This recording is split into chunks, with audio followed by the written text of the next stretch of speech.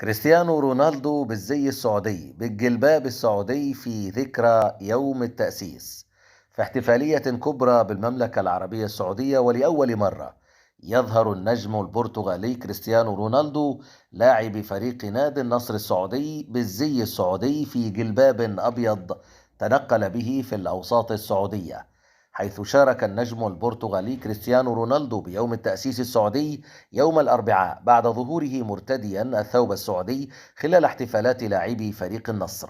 وقد أصدر خادم الحرمين الشريفين الملك سلمان بن عبد العزيز أمرا ملكيا في يناير من العام الماضي بأن يكون يوم 22 من فبراير من كل عام يوما لذكرى تأسيس الدولة السعودية، وسماه يوم التأسيس، ويصبح إجازة رسمية بالمملكة العربية السعودية وفي كافة الدواوين داخل المملكة. واستعرض نادي النصر في احتفالاته بيوم تأسيس السعودية وشارك فيها جميع نجوم الفريق، ويأتي في مقدمتهم النجم البرتغالي كريستيانو رونالدو، والذي ظهر متفاعلا بطريقة مميزة مع الاحتفالات.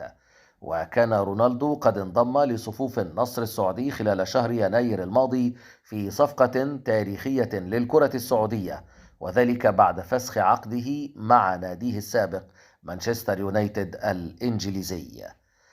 كريستيانو رونالدو الذي لا يزال يلعب لفريق النصر السعودي يتنقل داخل المملكة بصورة حرة وبسيطة، كان فيها يرتدي جلبابه الأبيض، ذلك الجلباب الذي هو الزي السعودي، وبتحرك كامل في كافة المؤسسات داخل المملكة العربية السعودية، وسط شائعات كثيرة من الجمهور وتعليقات من رواد مواقع التواصل الاجتماعي عن إمكانية اعتناق رونالدو للإسلام من خلال هذا الزي، وحتى ظهور بعض الصور التي تم تزويرها لاقترابه من الكعبة المشرفة. هذا الزي يمثل الزي العربي داخل المملكة العربية السعودية، يرتديه كريستيانو رونالدو.